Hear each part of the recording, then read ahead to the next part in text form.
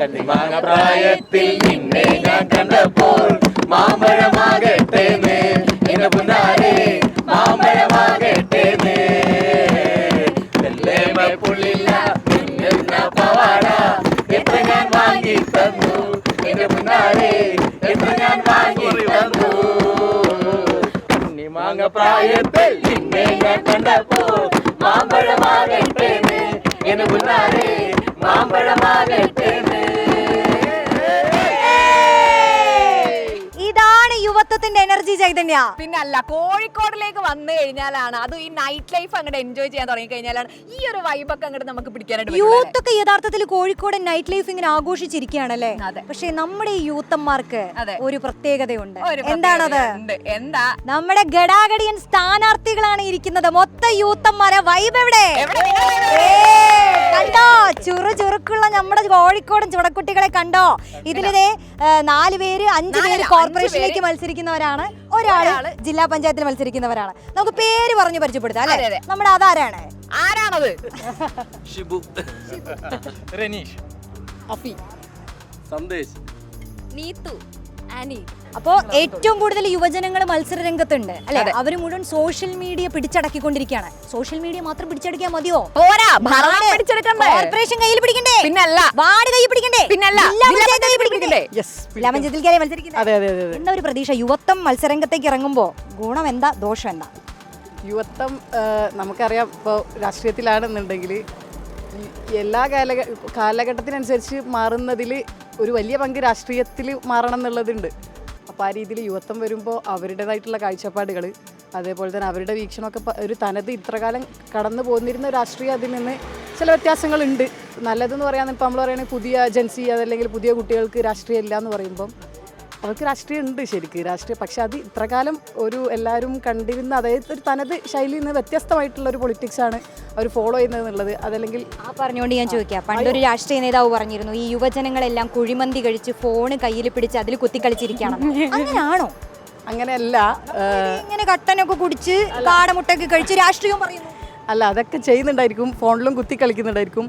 പക്ഷെ അവർക്ക് അറിയാം, അതായത് അവർ വീക്ഷിക്കുന്നുണ്ട്, കൂടുതൽ കാര്യങ്ങൾ അവർക്ക് അറിയാം. അതായത് അതൊരു അവർ രാഷ്ട്രീയത്തെ ഇംപ്ലിമെൻ്റ് ചെയ്യുന്നൊരു രീതി, അത് ഒരു തനത് ഇത്രകാലം നമ്മൾ ഫോളോ ചെയ്ത് പോകുന്നിരുന്ന രാഷ്ട്രീയത്തിൽ നിന്ന് അതല്ലെങ്കിൽ അതിൻ്റെ ഒരു ട്രഡീഷണൽ സ്റ്റൈലിൽ നിന്ന് മാറിയിട്ട് ഒരു വേറെ സ്റ്റൈലിലാണ്. അതായത് അവർക്കൊരു പൊളിറ്റിക്സ് ഉണ്ട്. അത് സിനിമകളിലൂടെ അതേപോലെ തന്നെ കലകളിലൂടെ ആർട്ടിലൂടെ ഒക്കെ അവർ വരയ്ക്കുന്നു, കോറി ഇടുന്നുണ്ടായ ഒരു സാധനം അവരുടെ ഒരു പൊളിറ്റിക്സ്. റോഷ്നി, നമുക്ക് ഈ പൊളിറ്റിക്സിന്റെ അപ്പുറത്തേക്ക് ഉണ്ടല്ലോ ഇവർക്കൊക്കെ എന്ന് പറഞ്ഞു കഴിഞ്ഞാൽ വേറൊരു പേഴ്സണാലിറ്റി മീൻസ് ആ പൊളിറ്റിക്സ് മാറ്റി നിർത്തി കഴിഞ്ഞ് കഴിഞ്ഞാൽ ഇവരൊക്കെ വേറെ ആൾക്കാർ തന്നെയാണ്. ഇതിപ്പോൾ നമ്മൾ ഈ കണ്ടതുപോലെ തന്നെ ഈ ഒരു മേശയ്ക്ക് ചുറ്റും ഇരുന്ന് കൊട്ടും പാട്ടുമായിട്ടൊക്കെ കൂടുന്നത് പോലെ തന്നെ വേറെ കുറേ ലൈഫുകൾ ഇവർക്കുണ്ട്, വേറെ കുറേ പ്രൊഫഷൻ ഇവർക്കുണ്ട്. അപ്പോൾ അതൊക്കെ ഇവരെ പറ്റി പരിചയപ്പെടണം.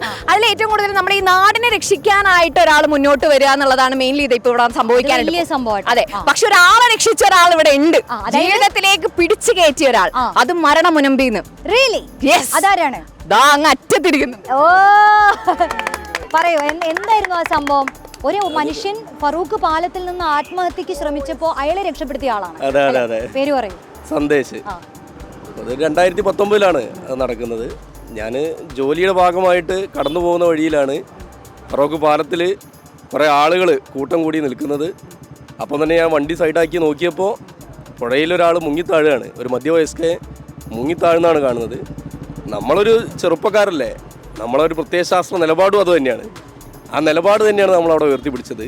ഒരാൾ മുങ്ങിത്താവുമ്പോൾ പ്രതിസന്ധിയിലാവുമ്പോൾ അയാളെ രക്ഷിക്കുക എന്നുള്ള ഒരു ഉത്തരവാദിത്തമാണ്. ആ ഉത്തരവാദിത്തം നമ്മൾ നിറവേറ്റി എന്നുള്ളത് മാത്രമാണ് അതിന്റെ ഭാഗമായിട്ട് ചെയ്തത്. സന്ദേശം ഇടതുപക്ഷത്തിന്റെ കോർപ്പറേഷൻ സാധ്യത. ഓ, തീർച്ചയായും വളരെ ശുഭാപ്തി വിശ്വാസത്തോടെയാണ് നമ്മള് തീർച്ചയായും നമ്മൾ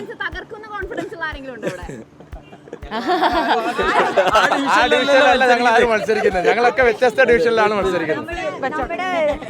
ടി റനീഷ് അല്ലേ? ടി റനീഷിനെ കുറിച്ച് പറയുകയാണെങ്കിൽ നമ്മുടെ മേയർ ബീന ഫിലിപ്പ് ജയിച്ച അതേ വാർഡിലാണ് ഇത്തവണ മത്സരിക്കുന്നത് അല്ലേ? അതൊരു ചെറിയ ചങ്കൂറ്റ. കാരണം റനീഷ് നേരത്തെ മത്സരിച്ചത് BJP 3ാം സ്ഥാനത്തായിരുന്നു ഒരു സ്ഥലത്തുനിന്ന് മത്സരിച്ചിട്ട് 1ാം സ്ഥാനത്തെത്തി വിജയിച്ച ഒരാള് ഇപ്പൊ അവിടെ മത്സരിക്കാതെ കളം മാറ്റിയതിന്റെ ഒരു ഉദ്ദേശം എന്താ? ഞാൻ അന്ന് മത്സരിക്കുമ്പോഴും ഞാൻ തീരുമാനിച്ചിട്ടല്ല മത്സരിച്ചത്. ഈ പ്രാവശ്യവും ഞാൻ തീരുമാനിച്ചിട്ടല്ല മത്സരിക്കുന്നത്. പക്ഷേ എന്നെ സംബന്ധിച്ചിടത്തോളം ഞാൻ ഏത് വാർഡിൽ മത്സരിക്കാൻ പോകുമ്പോഴും അവിടുത്തെ ജനങ്ങളുമായി സംസാരിക്കാറുണ്ട്, കൃത്യമായി എൻ്റെ വീക്ഷണം മുന്നോട്ട് വെക്കാറുണ്ട്. പുതിയറയിലെ ജനങ്ങൾ അത് ഏറ്റെടുത്തു. കഴിഞ്ഞ 5 വർഷം അവർക്ക് പറഞ്ഞിട്ടുള്ള എല്ലാ കാര്യങ്ങളും പ്രകടന പത്രികയിൽ ഞാൻ അവരോട് പറഞ്ഞിട്ടുള്ള എല്ലാ കാര്യങ്ങളും പൂർത്തീകരിച്ചിട്ടാണ് പോകുന്നത്. എനിക്ക് തോന്നുന്നത് മറ്റൊരു സ്ഥാനാർത്ഥികൾക്കും അല്ലെങ്കിൽ മറ്റൊരു കൗൺസിലർമാർക്കും കിട്ടാത്തൊരു യാത്രവെയ്പ്പ് അവിടുത്തെ മൊത്തം റെസിഡൻസ് അസോസിയേഷനുകളെല്ലാം ചേർന്ന് എനിക്ക് നൽകി. സത്യത്തിൽ അതിനുശേഷം മത്സരിക്കേണ്ട എന്ന് തീരുമാനിച്ചിരുന്നു. പക്ഷേ പാർട്ടി പുതിയൊരു ദൗത്യം ഏൽപ്പിച്ചിരിക്കുകയാണ്.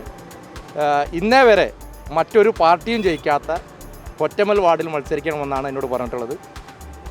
ഞാനിപ്പോൾ ഉറച്ചു വിശ്വസിക്കുന്നു അവിടെ ഒരു ചരിത്രം തിരുത്തിക്കൊണ്ട് ആദ്യമായി അവിടെ മറ്റൊരു പാർട്ടി ജയിക്കും. അത് ഭാരതീയ ജനതാ പാർട്ടിയുടെ സ്ഥാനാർത്ഥിയായ ഞാനായിരിക്കും. പൊറ്റമ്മലിനെ പറ്റി 2 വാക്ക് പറയാൻ ക്ഷണിക്കുന്നു ഞാൻ. പൊറ്റമ്മലിനെ സംബന്ധിച്ച് നമുക്കറിയാം 2 കുന്നുകൾക്കിടയിലുള്ള പ്രദേശമാണ്. എരവത്തുകുന്ന്, കൊടമുളിക്കുന്ന് എന്ന് പറഞ്ഞ 2 കുന്നുകൾക്കിടയിലൂടെ പോകുന്ന ഒരു പ്രദേശം. ഒരുപാട് സാധാരണക്കാർ തിങ്ങി നിറഞ്ഞ് താമസിക്കുന്ന പ്രദേശം. 2 മേയർമാരാണ് അവിടെ നിന്നുണ്ടായിട്ടുള്ളത്. AK പ്രേമജവും നമ്മുടെ ബഹുമാനപ്പെട്ട ബീന ഫിലിപ്പും ഉണ്ടായിരുന്ന 2 മേയർമാരുണ്ടായിരുന്ന ഒരു വാർഡാണ്. ആ വാർഡിനെ സംബന്ധിച്ച് നിരവധി പദ്ധതികൾ ഞാൻ മനസ്സിലാക്കിയിടത്തോളം പാവപ്പെട്ടവർക്ക് ഇനിയും ഒരുപാട് പദ്ധതികൾ എത്തേണ്ടതായിട്ടുണ്ട്. ഒരുപാട് വികസനങ്ങൾ അവിടെ എത്തിച്ചേരേണ്ടതായിട്ടുണ്ട്. തീർച്ചയായും ഞാൻ പറയുന്ന രാഷ്ട്രീയ ജാതി ഭേദമന്യേ മറ്റാരും കുറ്റപ്പെടുത്താനാണ് ഉദ്ദേശിക്കുന്നത്. നമ്മൾ മത്സരിച്ച് ജയിക്കുകയാണെങ്കിൽ 5 വർഷം അവരുടെ കൂടെ ഒരാളായി അവരുടെ കൂടെ എടാ റെനീഷ എന്ന് വിളിച്ചാൽ അവരുടെ വീട്ടിലെത്തുന്ന ഒരു കൗൺസിലറായി അവരുടെ കൂടെ ഉണ്ടാവും. അതാണ് എനിക്ക് പൊറ്റമ്മലാരോട് പറയാനുള്ളത്. ഞാൻ എല്ലാ വീട്ടിലും പറഞ്ഞിട്ടുള്ളതാണ്. എന്നെ സംബന്ധിച്ച് അവർ വിളിക്കുന്ന സമയത്ത് അവരുടെ വീട്ടിലെത്തുന്ന ഒരു കൗൺസിലറായിരിക്കും എന്നുള്ളതാണ്. അടിപൊളി. അപ്പോൾ ഇതൊന്നും പെടാണ്ട് ഈ രസതന്ത്രത്തിന്റെ ലോകത്തു നിന്ന് ഇറങ്ങി വന്നിട്ടുള്ള ഒരാളുണ്ട്. ആള് ചെറിയൊരു പാട്ടുകാരിയും കൂടിയാണ്. ഇപ്പൊ തന്നെ എന്താണ് നാണമൊക്കെ വന്ന് തുടങ്ങിയിട്ടുണ്ട്. രസതന്ത്രം എന്ന് പറയുമ്പോൾ ആ കെമിസ്ട്രി ജനങ്ങളോടുണ്ടോ? അതെ, ജനങ്ങളോട് തീർച്ചയായിട്ടും ഉണ്ട്. കാരണം ഞാൻ മത്സരിക്കുന്ന 65-ാം വാർഡ് എരഞ്ഞിപ്പാലം എൻ്റെ സ്വന്തം നാടാണ്. പേരും കൂടി പറഞ്ഞു. എൻ്റെ പേര് ഡോക്ടർ ആനി സ്റ്റെഫി. കെമിസ്ട്രിയിൽ എൻ്റെ PhD. അതാണ് ഇവർ രസതന്ത്രം എന്ന് പറഞ്ഞിട്ട് എന്നെ ഇങ്ങനെ കളിയാക്കിക്കൊണ്ടിരിക്കുന്നത്. അപ്പോൾ PhD കിട്ടിയിട്ട് ഒരു കൊല്ലമായിട്ടുള്ള കുഞ്ഞു ഗവേഷകയാണ്. മാത്രമല്ല ഒരു കോർപ്പറേറ്റ് ജോലി കളഞ്ഞിട്ടാണ് മത്സരരംഗത്തേക്ക് ഇറങ്ങിയെന്ന് പറഞ്ഞു. ശരിയാണോ? അതെ. ഞാൻ ആക്സെഞ്ചറിലായിരുന്നു. ഇപ്പം കറന്റ്ലി ഇപ്പം നാട്ടുകാർക്ക് വേണ്ടി അങ്ങ് ഇറങ്ങി. രാഷ്ട്രീയത്തിന്റെ രസതന്ത്രം എപ്പോഴാണ് തലയ്ക്ക് പിടിച്ചത്? രാഷ്ട്രീയത്തിൻ്റെ രസതന്ത്രം എൻ്റെ അച്ഛൻ, ഞാൻ അപ്പൻ എന്നാണ് വിളിക്കുന്നത്, ആൾക്കൊരു 50 ഇയേഴ്സിൻ്റെ രാഷ്ട്രീയ പാരമ്പര്യമുണ്ട്. ഒരു 10-50 കൊല്ലമായിട്ട് രാഷ്ട്രീയത്തിലുള്ള ആളാണ്. അപ്പം ഞാൻ ഔട്ട്റൈറ്റ് പൊളിറ്റിക്സിലേക്ക് ഇല്ലെങ്കിലും അത്യാവശ്യം രാഷ്ട്രീയം നമുക്ക് ഉള്ളിലുണ്ട്. ബ്ലഡ് കിട്ടിയതുണ്ടല്ലോ. പിന്നെ ഉള്ളത് രാഷ്ട്രീയ പാർട്ടികളിലൊന്നിലും വർക്ക് ചെയ്തിട്ടില്ലെങ്കിലും ഓർഗനൈസേഷനിലും എപ്പോഴും ആൾക്കാരോട് കൂടിയിട്ടൊക്കെ തന്നെയാണ് എപ്പോഴും. ഞാൻ പൊതുവിൽ നമ്മുടെ നാട്ടിൽ ചോദിച്ചാൽ അറിയാം, ഞാൻ എല്ലാവരോടും സംസാരിക്കും, എല്ലാവരോടും ഗ്രോഹ്യം പറയുന്ന, അതായത് പൊതുവിലൊരു കോഴിക്കോട്ടുകാരെ പറ്റി പറഞ്ഞാൽ എന്താ പറയാ, എവിടെ കണ്ടാലും നമുക്ക് വർത്തമാനം പറയാൻ പറ്റുന്ന ഒരാൾ. ആ ഒരു ടൈപ്പാണ് ഞാൻ. ഈ സ്ഥാനാർത്ഥികളാവുമ്പോ അതിനൊരു പ്രശ്നം കൂടി ഉണ്ട്. അപ്പൊ നമ്മളൊരു വീട്ടിൽ കയറി ചെന്നാലേ പിന്നെ അവിടെ സംസാരിച്ചങ്ങ് നിൽക്കും. അടുത്ത വീടെത്തുണ്ടോ?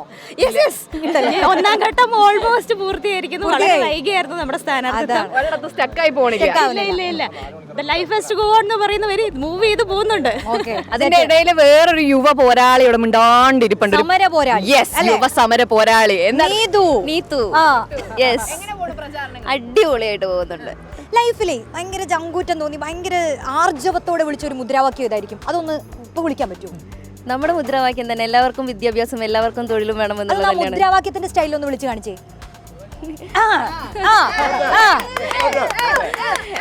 ഇൻക്ലാബ് സിന്ദാബാദ്, എല്ലാവർക്കും വിദ്യാഭ്യാസം, എല്ലാവർക്കും തൊഴിലും വേണം. സെറ്റ്. അതാണ് ഈ സമരത്തെ കുറിച്ചൊക്കെ പറഞ്ഞപ്പോഴാണ് പോലീസിന്റെ കയ്യിൽ നിന്ന് അടിയൊക്കെ കിട്ടിയിട്ടുണ്ടോ? അതൊക്കെ കിട്ടിയിട്ടുണ്ട്. അതൊന്നും ചോദിക്കാനില്ല. ഒരുപാട് അവിടെ ബൈക്കൊന്നും കൊടുത്തേ. ഒരുപാട് കിട്ടിയിട്ടുണ്ട്. ഒരുപാടുണ്ട്. ഡിവൈഎഫ്ഐയുടെ ജില്ലാ സെക്രട്ടേറിയറ്റ് അംഗമാണ് നീതു. ഇവിടെ ജില്ലയിൽ നടക്കുന്ന യുവജന പോരാട്ടങ്ങളുടെ നേതൃനിരയിൽ നിൽക്കുന്ന ആളാണ് നീതു. അതിനോട് ഒരു യാതൊരു സംശയം വേണ്ട. എല്ലാ സമരങ്ങളും കോഴിക്കോട് നഗരത്തിൽ കേന്ദ്രീകരിക്കുന്ന എല്ലാ സമരങ്ങളുടെ മുഖമായിട്ട് നീതു ഇവിടെ ഉണ്ടാവാറുണ്ട്. കേരള പോലീസിന്റെ അടിക്ക് ഭയങ്കര വേദനയാണോ? ആഭ്യന്തരമന്ത്രി രാജിവെക്കണോ? ഓക്കെ, അത് പറഞ്ഞപ്പോഴാണ് ഇതില് നീതു അടികിട്ടിയ കേസുകളും ഇതൊക്കെ പറഞ്ഞല്ലോ സമരരംഗത്തെ. കോഴിക്കോട് ജില്ലയിൽ തന്നെ ഏറ്റവും കൂടുതൽ കേസുകള് പേരിലുള്ള ഒരു സ്ഥാനാർത്ഥി ഇവിടെ ഉണ്ട്. ഒന്ന് കൈപൊക്കി കാണിക്കണം. പൊക്കിക്കോ. അതൊരു സ്ഥാനാർത്ഥി ആകുമ്പോൾ അതൊരു ക്രെഡിറ്റാ അല്ലേ? എന്തിനായിരുന്നു ആ കേസുകൾ?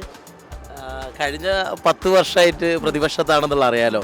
ഞാൻ കഴിഞ്ഞ 10 വർഷമായിട്ട് യൂത്ത് കോൺഗ്രസിൻ്റെ ജില്ലാ ജനറൽ സെക്രട്ടറി ആയിട്ട് ഇരിക്കുന്നുണ്ട്. ഷിബു. അതെ, ഇപ്രാവശ്യം സംഘടനാ ചുമതലയുള്ള ജനറൽ സെക്രട്ടറി കൂടിയാണ്. അപ്പോൾ സ്വാഭാവികമായിട്ടും അതിൻ്റെ ഭാഗമായിട്ട് സിറ്റിയിലെ എല്ലാ സമരങ്ങളിലും കൃത്യമായിട്ട് പങ്കെടുക്കാറുണ്ട്. ഇനി ആര് പങ്കെടുത്താലും പോലീസുകാർ എൻ്റെ പേര് എഴുതാറുമുണ്ട്. കാരണം ഞങ്ങളെപ്പോലത്തെ കുറച്ച് ആളുകൾ അവർ നോട്ട് ചെയ്ത് വെച്ചിട്ടുണ്ട്.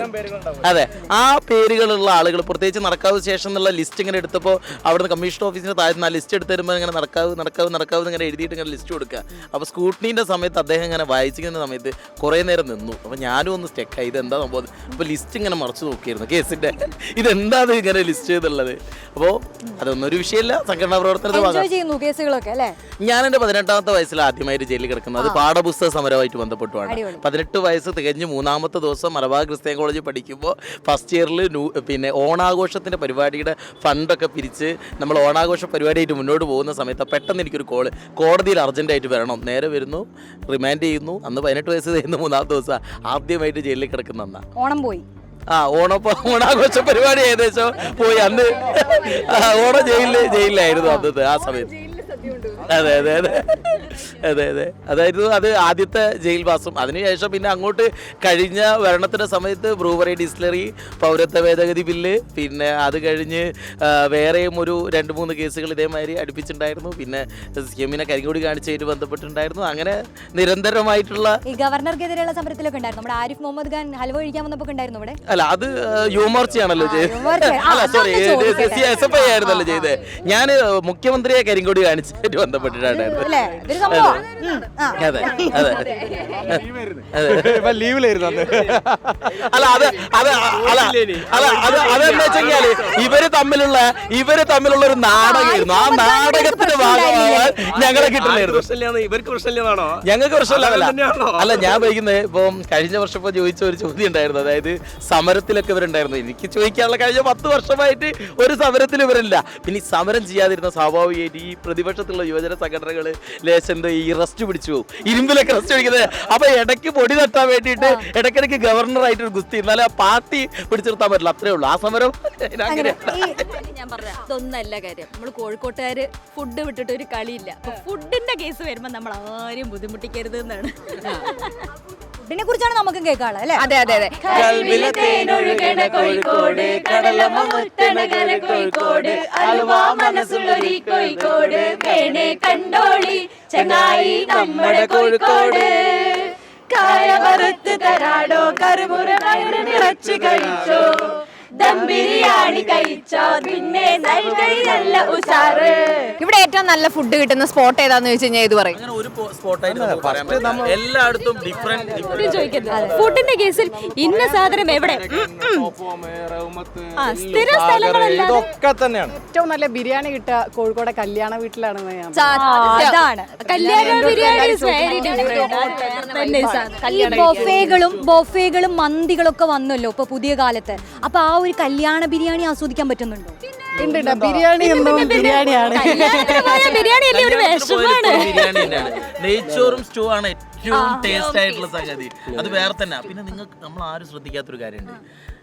നല്ല ചോറും അതേമാതിരി തേങ്ങ അരച്ച അതെ സ്രാവ് കറി. കോഴിക്കോടിന്റെ ടേസ്റ്റ് പറയുമ്പോൾ നമ്മൾ പറയാൻ കല്യാണം. അത് നമുക്ക് പുതിയാപ്പയിലും ദേപ്പൂരും പോയാൽ മാത്രമേ ഉള്ളൂ യഥാർത്ഥ ടേസ്റ്റില് നല്ല ചോറും തേങ്ങ അരച്ച് വെച്ച സ്രാവ് കറി. അത് നമുക്ക് അവിടുന്ന് മാത്രമേ ഉള്ളൂ. അത് ചിലപ്പോൾ കോഴിക്കോട് വല്ലാതെ ആസ്വദിച്ചിട്ടുണ്ടാവില്ല അല്ലേ? റോഷിനി, ഇന്ന് ഏതെങ്കിലും കല്യാണ തലേന്നുള്ള വീടുണ്ടോ എന്ന് അന്വേഷിക്കണം. ഈ ജെൻസി എല്ലാവരും ഈ മന്തി മാത്രമേ കഴിക്കുന്നുള്ളൂ എന്നൊക്കെ പറഞ്ഞ് വെറുതെ. അതൊക്കെ മതി ആരംഭ ചൂരത്തെന്ന് പറയുന്നത്. മന്തി ആദ്യമായിട്ട് കാണുന്നു കഴിക്കുന്നത്. പക്ഷെ ബിരിയാണി എപ്പോഴും ബിരിയാണി. ജെൻസിയുടെ പ്രത്യേകത എന്താ വെച്ച് കഴിഞ്ഞാല് നമ്മളെ സംബന്ധിച്ചിടത്തോളം ഞങ്ങളൊക്കെ 90s ആയിരിക്കും. അപ്പൊ സ്വാഭാവികം അപ്പൊ നമ്മളെ സംബന്ധിച്ചിടത്തോളം 2Kയുടെ വൈബും ജെൻസിയുടെ വൈബും അതുപോലെ തന്നെ മില്ലേനിയൽസിന്റെ വൈബും രണ്ടും ഒരേപോലെ എൻജോയ് ചെയ്യുന്ന ആളുകളാണ്. പക്ഷെ എന്നിരുന്നാലും ഞങ്ങളെല്ലാം നേരിട്ടിട്ട് കണ്ടും കഴിച്ചും ആസ്വദിക്കുന്ന ആളുകളാണ്. മറ്റേ ചില ഇപ്പോഴത്തെ പുതിയ തലമുറയുടെ പക്ഷേ എല്ലാം കാഴ്ചയിലൂടെയാണ് അതിൻ്റെ ഭംഗി. നമ്മളൊരാൾ വ്ളോഗ് ഇട്ട് കഴിഞ്ഞാൽ ഭയങ്കര ടേസ്റ്റ് ഉണ്ടെന്ന് പറഞ്ഞാൽ അപ്പം അവിടെ കൂടി കുത്തി കയറാം. അതാണ് ഞങ്ങൾ അതിന് കിട്ടില്ല. ഞങ്ങളെ സംബന്ധിച്ചിടത്തോളം അത് ടേസ്റ്റ് ഉണ്ടെങ്കിൽ മാത്രമേ അവിടെ കയറുള്ളൂ. അല്ലാതെ ആരെങ്കിലും മൊബൈലിൽ വന്ന് നല്ല ടേസ്റ്റ് ഉണ്ടെന്ന് പറഞ്ഞാൽ അവിടെ പോകൂല. അതാണ് ഞങ്ങൾ പ്രത്യേകത. നമ്മുടെ നാട്ടുകാരല്ലേ വരുന്നത്. കോഴിക്കോട് എറണാകുളത്തു നിന്നൊക്കെ വന്ന് ഇവിടെ പഠിക്കപ്പെടുകയാണ്. അതെ അതെ. പിന്നെ കോഴിക്കോട് ഒരു ബേസിക്കലി ഹൈജീനിക് ആയിട്ടുള്ള ഭക്ഷണങ്ങളാണ് കൂടുതൽ പ്രിഫർ ചെയ്യുക. അത് വളരെ ഇമ്പോർട്ടൻറ്റ്. നമ്മൾ ഇവിടുന്ന് പുറത്തേക്ക് പോകുമ്പോൾ നമ്മൾ നേരിടുന്ന വലിയൊരു പ്രശ്നം, ബാക്കി ജില്ലക്കാർ അങ്ങനെ പറയല്ല, നമ്മൾ പല സ്ഥലങ്ങളിൽ പോകുമ്പോൾ നമ്മുടെ ഇവിടുത്തെ ഹൈജീനിക് ആയിട്ടുള്ള റെസ്റ്റോറൻറ്റുകളുടെ എണ്ണം വളരെ കുറവാണ്. ഇവിടെ ഇപ്പോൾ നമ്മൾ പറഞ്ഞ ഏത് ഹോട്ടലുകളായാലും വളരെ ഹൈജീനിക് ആയിരിക്കും എന്നുള്ളതാണ്. അതുകൊണ്ടാണ് ഞങ്ങൾക്ക് രോഗം വരാത്തത്. നമ്മൾ എത്ര പുറത്തുനിന്ന് ഫുഡ് കഴിച്ചാലും നമുക്ക് വലിയ ഇഷ്യൂസ് വരാത്തത് അതാണെന്നാണ് തോന്നുന്നത്. മറ്റ് ജില്ലകളിലൊക്കെ പോകുമ്പോൾ നമ്മൾ അവിടുത്തെ പ്രധാനപ്പെട്ട ഹോട്ടലുകളൊക്കെ ആയിരിക്കും, മറ്റു ഹോട്ടലുകളൊക്കെ തന്നെ പണി കിട്ടുന്നത് ഇവിടെ വന്ന അങ്ങനത്തെ ഒരു കുഴപ്പമില്ല. കോഴിക്കോടിന്റെ നൈറ്റ് ലൈഫിനെ കുറിച്ച് പറയാതിരിക്കാനേ പോവില്ല അല്ലേ? ഏറ്റവും നല്ല നൈറ്റ് ലൈഫ് ഉള്ള ഒരു ജില്ലയാണ്. നിങ്ങൾ അതൊക്കെ അത്രമാത്രം എൻജോയ് ചെയ്യാറുണ്ടോ? ഇപ്പോ നിങ്ങൾ സോഷ്യൽ മീഡിയ കാലത്തിലാണ് പിന്നെ കോഴിക്കോടിന്റെ ബീച്ച് നൈറ്റ് ലൈഫിനെ പറ്റി പറഞ്ഞത്. ഞങ്ങളൊക്കെ ഇത് എൻജോയ് ചെയ്യാൻ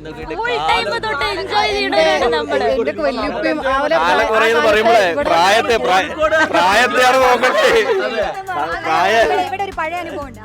അല്ല, എൻ്റെയൊക്കെ വല്യപ്പ ആ കാലത്തിലുള്ള ആളുകളെ ഇതേപോലെ ഇങ്ങനെ രാത്രിയൊക്കെ ഇവിടെ വന്നിരിക്കുന്ന, അത് മറ്റ് ജില്ലകളെ അപേക്ഷിച്ച് നമ്മളിപ്പോൾ വേറെ സ്ഥലത്ത് പോകുമ്പോൾ അവിടെയൊക്കെ നൈറ്റ് ആളുകൾ പുറത്തുണ്ട്. പക്ഷെ അതിന് കോഴിക്കോടിനുള്ള വ്യത്യാസമുണ്ട്. കോഴിക്കോട് ഏത് രാത്രി പുറത്തിറങ്ങിയാലും ഒരു ഹോം ഫീൽ കിട്ടുന്നത് കോഴിക്കോട്ട് വരെ തന്നെയാണ് കോഴിക്കോട് പുറത്തുണ്ടായിരിക്കാം. അത് ഇവിടുത്തെ ബീച്ചിലും ഇവിടുത്തെ ഭക്ഷണം കഴിക്കുന്ന ഹോട്ടലിലും കഫേസിലും ഒക്കെ അധികം ഉള്ളത് ഇവിടുത്തെ പുറത്തുനിന്ന് വരുന്നവരെക്കാളും കൂടുതൽ കോഴിക്കോട്ടുകാരായിരിക്കും. എൻ്റെ അടുത്ത് പല ചോദിക്കില്ല, നിങ്ങൾക്ക് ഇത് കണ്ടിട്ട് മടുക്കില്ല, നിങ്ങൾ ഈ ബീച്ചുമായിട്ട് ഇങ്ങനെ ബീച്ചായി ചുറ്റിപ്പറ്റി. പക്ഷെ ശരിക്കും ബീച്ചില്ലാത്ത പാലക്കാട്ടുകാർക്ക് അതിന്റെ വിഷമം മനസ്സിലാവും. പാലക്കാടും തൃശ്ശൂരുകാരും ഒക്കെ തന്നെയാണ്. കോഴിക്കോട് ബീച്ചിൽ വൈകുന്നേരം വന്നിരുന്ന് ഇതേപോലെ ഒരു കട്ടൻ ചായയും കുടിച്ച് നമ്മളൊരു 10 മിനിറ്റ് ഞങ്ങളെ ഭാഷയിൽ പറഞ്ഞാൽ ഞങ്ങൾ സുലൈമാനി കുടിച്ച് കുറച്ചു നേരം ഇരുന്ന് നിങ്ങൾക്ക് മനസ്സിലാവും ആ വൈബും അതിൻ്റെ ഫീലും എന്താന്ന്. പണ്ട് നമ്മളെ പിന്നെ തിലകൻ പിന്നെ അദ്ദേഹം പറഞ്ഞ പോലെ സുലൈമാനി കുടിച്ചാലേ മക്കളെ അതിന്റെ വൈബ് എന്താന്ന് മനസ്സിലാവുള്ളൂ. അത് വൈബ് മനസ്സിലാക്കിയ ആളുകളാ ഞങ്ങൾ. വേറൊരു സാധനമുണ്ട്. ഇപ്പം നമ്മൾ തെക്കോട്ടൊക്കെ പോയിച്ച് തിരിച്ച് രാത്രി ഇങ്ങ് വരുമ്പോൾ 7-8 ഒക്കെ കഴിഞ്ഞ് കഴിഞ്ഞാൽ അവിടെയൊക്കെ ക്ലോസ് ആണ്. ഒരു സ്ഥലം നമ്മൾ ഒന്ന് ക്രോസ് ചെയ്ത് യൂണിവേഴ്സിറ്റി ഇങ്ങ് ക്രോസ് ചെയ്ത് രാമനാട്ടുകര കഴിഞ്ഞാൽ പിന്നെ ഫുൾ ഓണാണ്. ഇവിടെ പലരും പ്രത്യേകിച്ച് പല ആളുകളും ചോദിച്ചിട്ടുണ്ട്, കോഴിക്കോട്ട് ഒരു ഭക്ഷണം കിട്ടാണ്ടിരിക്കുകയാണോ ഇങ്ങനെ തുറന്നു വെച്ചിട്ട് വീട്ടിലൊന്നും വെക്കാറില്ലേ? അപ്പൊ എല്ലാവരും നിങ്ങൾ ആരും വീട്ടിൽ ഭക്ഷണം ഉണ്ടാക്കാറില്ലേ? എല്ലാ ഹോട്ടലും തിരക്കായിരിക്കും. അപ്പൊ അത് നമ്മളിവിടെ തിന്നാലും മതി. മറ്റൊരു കാര്യം, നമ്മളിവിടെ എല്ലാ സ്ഥലത്തും സൗഹൃദത്തിന് കൂടുതൽ ഇമ്പോർട്ടൻസ് കൊടുക്കുന്ന ഒരു ഏരിയ ആണ് നമ്മൾ. ഇപ്പം നമ്മളൊക്കെ തന്നെ ആണെങ്കിലും വിവിധ രാഷ്ട്രീയ പാർട്ടിയിൽ പ്രവർത്തിക്കുന്ന ആളുകളാണെങ്കിലും ഇവിടെ സംഘർഷങ്ങളൊന്നും ഇല്ല. ഇവിടെ ഇപ്പോൾ നമ്മളൊക്കെ സമരങ്ങളിൽ അങ്ങോട്ടും ഇങ്ങോട്ടും പങ്കെടുക്കുന്നു, പല കാര്യങ്ങളും ഒരു ഫോണിൽ വിളിക്കും, ശിവ കാണിച്ച് വിളിക്കും, റീഷ ഒരു കാര്യം ഉണ്ടല്ലോ, എന്താ നമുക്കതിൽ വിഷയം എന്ന്. അങ്ങനെ ഒരു ടേബിളിൻ്റെ മുകളിൽ ഒരു ചായ കുടിച്ചിരിക്കുന്ന ആളുകളാണ് നമ്മൾ. ഇപ്പോൾ ഇവിടെ പല സ്പോട്ടുകൾ ഈവനിങ്ങിലൊക്കെ പോകുമ്പോൾ ഞങ്ങളൊക്കെ ഒരുമിച്ചുണ്ടാവും. ഞാനും റിനീഷും ഇപ്പം നമ്മൾ ഇപ്പോൾ ഡിവൈഫൈൻ്റെ ആണെങ്കിൽ ഷാജി, ഇവരൊക്കെ ഞങ്ങളൊക്കെ ഒരു അടുത്ത സുഹൃത്തുക്കളും കൂടിയാണ്. ഞങ്ങൾക്ക് ഒരു ആപത്ത് വന്നാൽ വിളിക്കാൻ പറ്റുന്ന രീതിയിലുള്ള സൗഹൃദം ഇപ്പോൾ ഡിവൈഫൈയുടെ ആണെങ്കിലും അതേപോലെ യുവമോർച്ചേൻ്റെ ആണെങ്കിലും യൂത്ത് ലീഗിൻ്റെ ആയാലും ഞങ്ങളൊക്കെ തമ്മിലുള്ള ഒരു അഗാധമായ സൗഹൃദമുണ്ട്. പലപ്പോഴും സംഘർഷങ്ങളിൽ നിന്നും ഒഴിവാകാനുള്ള ഒരു കാരണം ആ സൗഹൃദമാണ്. ആശയപരമായി ഏറ്റുമുട്ടുന്നുണ്ടെങ്കിലും സൗഹൃദത്തിൽ വിട്ടുവീഴ്ച സൗഹൃദത്തിന്റെ അന്തർധാര ഇവിടെ സജീവമാണ്. ഒരുമിച്ച് കാണുമ്പോൾ ഞങ്ങൾ അങ്ങോട്ടും ഇങ്ങോട്ടും ഭയങ്കരമായിട്ട് കാര്യങ്ങൾ പറയും, തർക്കിക്കും പ്രശ്നമുണ്ട്, പക്ഷെ ഞങ്ങൾ ഒരുമിച്ച് ചാടിച്ചുകൊണ്ടിരിക്കുന്നത് പറയുന്നുണ്ടാവും. അല്ല, ഇങ്ങനെയൊക്കെ പറഞ്ഞ പലരുമാണ് പിന്നെ കൂറ് മാറുന്നതും. അതെ, വെട്ടും. അല്ല, ഇത്രയും സൂപ്പർ ആയിട്ടുള്ള കാര്യങ്ങളൊക്കെ ഇവിടെ പറഞ്ഞുകൊണ്ടിരിക്കണതിന്റെ ഇടയിൽ ഇവിടെ സൂപ്പർ എന്ന പേരിന്റെ കൂടെ പേരുള്ള ഒരാളുണ്ട്. സൂപ്പർ അഫി. എന്താണ് അഫി സൂപ്പർ ഫ്രണ്ടിൽ വരാൻ കാര്യം? അത് ഇതുവരെ പുറത്തു വിട്ടില്ല, എക്സ്ക്ലൂസീവ് ആവും. ആണോ? റിപ്പോർട്ടർ ചാനൽ ആ ഭാഗ്യം ലഭിക്കും. Reporter exclusive. അല്ല, അത് ഞാൻ ശരിക്കും അതെന്താന്നുള്ളത് എനിക്കും അറിയില്ല. ഞാൻ വളരെ ചെറുപ്പത്തിൽ ഞാൻ എന്തെങ്കിലും വരക്കുമ്പോൾ എഴുതുമ്പോൾ ഒക്കെ ഞാൻ അടിയിൽ എൻ്റെ പേര് എഴുതുക സൂപ്പർ അഫി എന്നാണ് ഞാൻ എഴുതുക. അപ്പം സെയിം അന്ന് ഞാൻ എഴുതുക അത് ഇങ്ങനെ SOOPER. അന്ന് എനിക്ക് അതിൻ്റെ സ്പെല്ലിങ് അറിയാഞ്ഞിട്ടാണോ എന്നറിയില്ല. എന്നിട്ടൊരു ഡോട്ട് ഇട്ടിട്ട് അഫി എന്ന് എപ്പോഴും ഞാൻ എഴുതുമ്പോൾ DF ഒരു Y, ഒരു ഫ്ലൈ എന്നുള്ള ഒരു സാധനം എനിക്ക് അതങ്ങനെ ഒരു കണക്ട് ചെയ്യാൻ പറ്റുന്നതുകൊണ്ട് ഞാൻ അങ്ങനെയാണ് അത് എഴുതുക. അപ്പോൾ അതാണ്. പിന്നെ അതിൻ്റെ ഒരു വേറെ കാര്യം, എനിക്ക് എന്ത് ചെയ്യുമ്പോഴും അതൊരു 100 ഒരു 100ലേക്ക് എത്തിക്കണം എന്നുള്ള ഭയങ്കര ഒരു ഇതുള്ള ഒരാളാണ്. അപ്പോൾ എനിക്കത് എന്തായാലും എൻ്റെ ഇമോഷൻസ് ആയാലും എൻ്റെ എന്തായാലും ഞാൻ അതിലേക്കൊരു 100. അപ്പോൾ എനിക്കതൊരു സൂപ്പർ ഒരു ഫീൽ വേണം എന്നുള്ള ഒരു കാഴ്ച ഒരു അങ്ങനെ ഒരു ഉള്ളിൽ നിന്ന് അങ്ങനെ ഒരു സാധനമുണ്ട്. അപ്പോൾ സ്വാഭാവികമായിട്ട് എല്ലാം ഒരു സൂപ്പറായിട്ട് എക്സൈറ്റഡ് ആവും, സൂപ്പറായിട്ട് ഹാപ്പി ആവുന്നു, സൂപ്പറായിട്ട് അതുപോലെ എല്ലാം ആ ഒരു എക്സ്റ്റെൻഡിൽ ഉണ്ടാവാറുണ്ട്. അപ്പൊ ഈ ഇലക്ഷനും സൂപ്പർ എക്സൈറ്റഡ് ആണ്. അതെ അതെ അതെ, ജില്ലാ പഞ്ചായത്ത് സൂപ്പർ ആക്കില്ലേ? തീർച്ചയായും അത് ഞാനാണല്ലോ, അപ്പോൾ അതിൻ്റെ ഒരു ഇത് റിഫ്ലക്റ്റ് ചെയ്യും. അത് ആ ഒരു ആത്മവിശ്വാസം അല്ലേ? ഇതില് നമ്മുടെ ഷിബുച്ചേട്ടന് വേറൊരു പരിപാടി ഉണ്ട്. അതെ അതെ അതെ, രാഷ്ട്രീയത്തിലുള്ള അല്ല ജെൻസി അല്ലെന്നല്ലേ പറഞ്ഞേ, ഞങ്ങള് ജെൻസി അല്ലെന്നല്ലേ പറഞ്ഞേ, ഞങ്ങള് കുറച്ച് ജെൻസി പിള്ളേരാണ് ചുമ്മാ. അപ്പൊ എന്താണ് ആ ഒരു രാഷ്ട്രീയത്തിലെ അല്ലാതെ ആ ഒരു പ്രൊഫൈൽ എന്താണ്? ഞാനൊരു ഫാഷൻ ഷോ ഡയറക്ടറും കൊറിയോഗ്രാഫറും ഒക്കെയാണ്. ഷോസ് ചെയ്യാൻ, അതായത് നമ്മുടെ മോഡൽസിനൊക്കെ റാമ്പ് അല്ലേ? അതെ, ഞാൻ എന്തൊക്കെ പരിപാടികൾ ചെയ്യാന്ന് മോഡൽസിനെ ഗ്രൂം ചെയ്യിക്കാറുണ്ട്. അതുപോലെ തന്നെ ഞാൻ കൂടുതൽ ഫോക്കസ് ചെയ്യുന്നത് ഇപ്പം ലാക്മി ഒക്കെ പോലത്തെ വലിയ ഫാഷൻ വീക്കുകൾ കേരളത്തിൽ എങ്ങനെ കൊണ്ടുവരാന്നുള്ള അതിൻ്റെ ഭാഗമായിട്ട് ഞാൻ കേരളത്തിൽ നടത്തിക്കൊണ്ടിരിക്കുന്ന മലബാർ ബ്രൈഡൽ ഫാഷൻ വീക്ക്. ഇപ്പം നമുക്ക് കാണാൻ പറ്റും, ഇവിടുത്തെ കോഴിക്കോടുള്ള ഒരു ഡിസൈനർ ഉണ്ട്, നമ്മളെ മൻകാ സൂറത്ത് എന്ന് പറയും, ഒരു റെഡ് കളർ ഡ്രസ്സ് ഇട്ടുള്ള ആ ഡിസൈനറെ ഇൻട്രൊഡ്യൂസ് ചെയ്തത് ഞാനായിരുന്നു, എൻ്റെ ഷോയിലാണ്. ഓക്കെ, അവരിന്ന് കേരളത്തിലും ഇന്ത്യയിലും അറിയപ്പെടുന്ന ഡിസൈനറാണ്. അവരുടെ കളക്ഷൻസ് ഇപ്പം ഞങ്ങൾ ഷോൻ്റെ താഴത്തൊക്കെ ഓരോരുത്തർ വന്ന് കമൻറ്റ് ചെയ്യുന്നത് കാണാം. ഓ, ഇതെവിടെയാണ് നടക്കുന്നത്, ഏതാ ഈ സ്ഥലം എന്നൊക്കെയുള്ള. ഇപ്പോൾ മോഡൽസ് ഇടുന്ന സമയത്ത് ഇപ്പോൾ എൻ്റെ ഷോയിൽ വോക്ക് ചെയ്യുന്നതൊക്കെ ഏറ്റവും ടോപ്പ് ലൈനപ്പ് ഓഫ് ഇന്ത്യയിലെ ഏറ്റവും ടോപ്പ് ഷോസിൽ വോക്ക് ചെയ്യുന്ന മോഡൽസ് ആയിരിക്കും, ഇൻ്റർനാഷണൽ മോഡൽസ് ആയിരിക്കും. അപ്പോൾ അവർ ഈ കളക്ഷൻസ് കണ്ടിട്ട് ഇത് ആരാ ചെയ്യുന്നതെന്ന് അറിയുമ്പോൾ ഭയങ്കരമായിട്ടുള്ളൊരു എക്സ്പീരിയൻസ്. കാരണം നമ്മളെ കോഴിക്കോട് പോലത്തെ ഒരു ചെറിയ പട്ടണത്തിൽ നിന്ന് ഇന്ത്യയിലെ ഫാഷനിലേക്ക് നടന്നു കയറാൻ ഈ പറയുന്ന ഡിസൈനേഴ്സിനൊക്കെ ഒരു അവസരമാക്കിയിരിക്കുന്നത് നമ്മൾ ചെയ്യുന്ന ഷോസ്. അടിപൊളി. ഈ മോഡൽസിനൊക്കെ അറിയോ ഞങ്ങളുടെ ഷോ ഡയറക്ടർ കോഴിക്കോട് കോർപ്പറേഷനിൽ ഒരു സ്ഥാനാർത്ഥിയാണെന്ന്? എല്ലാവരും അറിയാം. പറഞ്ഞു വന്നപ്പോഴേ നമുക്ക് ചിലപ്പോ ആദ്യമായിട്ടായിരിക്കും നമുക്കൊരു അവസരം ഉണ്ട്, അതൊന്ന് കണ്ടാൽ കിടിലനായിരിക്കും. അതെ, സ്ഥാനാർത്ഥികളുടെ ഒരു റാമ്പ് വാക്ക് അത് ഞങ്ങൾക്കൊന്ന് സാധിച്ചു തരും. അതെ അതെ അത് കുറച്ച് അങ്ങനെയല്ല, ഷിബുച്ചേട്ടൻ ഡയറക്റ്റ് ചെയ്യും, നമ്മൾ ഉള്ള വോട്ട് കളയാനല്ലേ. റാമ്പ് വാക്കിന് ശേഷം നമുക്ക് വോട്ടിന്റെ ഒരു കയറ്റമായി. അപ്പൊ നമ്മൾ നേരെ റാമ്പ് വാക്കിലേക്ക്.